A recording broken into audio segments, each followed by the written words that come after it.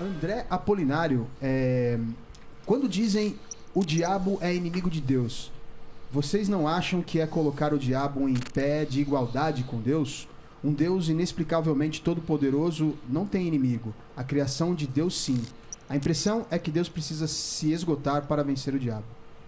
Boa pergunta. Achei. Boa pergunta, Nossa, né? Excelente pergunta. Qual é o nome dele? André? André Apolinário. Pô, eu gostei também.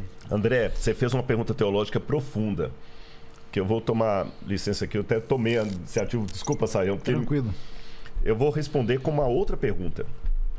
Se Cristo é Deus e Cristo morreu, como pode um Deus eterno sinceramente morrer? Se Deus é Deus, como é que tem um grande conflito entre o bem e o mal?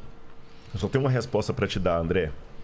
Deus vai parecer heresia no primeiro momento, mas ouça até o final, você vai entender.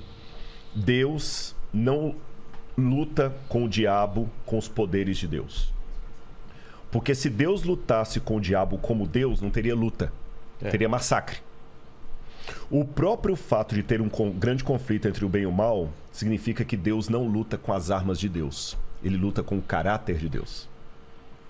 Porque quando começou a rebelião no céu, que se estendeu para o planeta Terra, a grande acusação é que Deus era um déspota, que ele nos obrigava. E quando o diabo nos acusa, não é só acusar os nossos pecados, como muita gente pensa, não. Ele nos reclama para ele. E como no caso do livro de Jó, que ele falou o seguinte: Jó está te servindo porque o Senhor compra Jó, tira os bens dele, eu quero ver se você te segue. Deus deixou Jó sofrer para mostrar para o universo que Deus não obriga, Deus não é um ditador. E no final das contas, o bem vai vencer o mal, não com superpoderes de Deus, Marvel, mas sim com o caráter de Deus. Porque Jesus, por exemplo, venceu o mal quando ele estava mais fragilizado, na cruz do Calvário.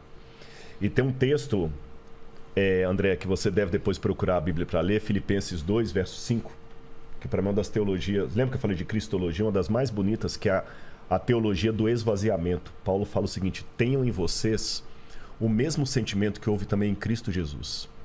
Porque ele, vivendo na forma de Deus, não ficou agarrado ao fato de ser Deus.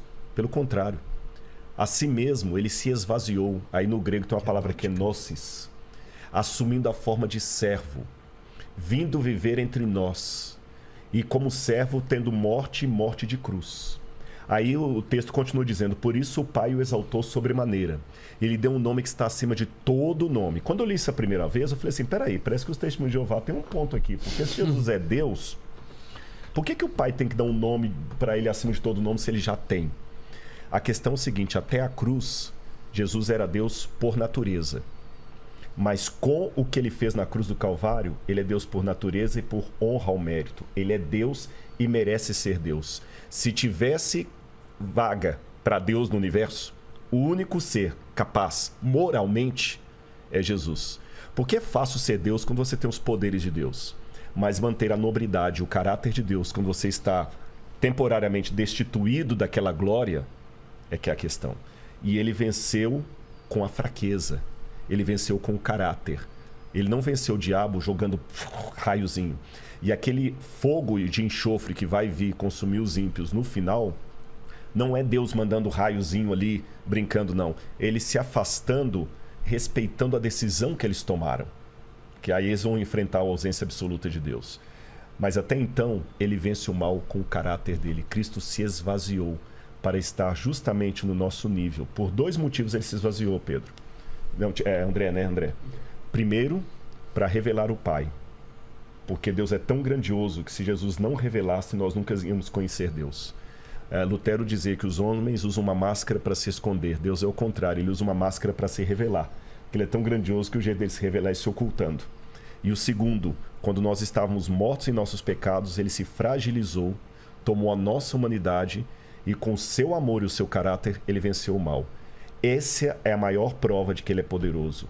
Porque poder não é você usar algo que você pode para arrebentar o outro. É você poder fazer isso e não fazer. Acho que um elemento interessante é que a Bíblia, de modo geral, e o Novo Testamento enfatiza Satanás como inimigo do povo de Deus. Inimigo da igreja, mais do que uma referência de inimigo de Deus. Nesse sentido, ele pode ser visto como opositor a Deus, mas não dentro dessa dualidade, como se os dois estivessem num pé de igualdade. Então, aquele que é chamado inimigo das nossas almas tem muito mais a ver com esse conflito contra o povo de Deus, porque Satanás de jeito nenhum é uma espécie de Deus do mal, uma criatura limitada que não tem como passar dos limites que são permitidos por Deus. Quis ser Deus, né? Mas não Pois é, não deu certo.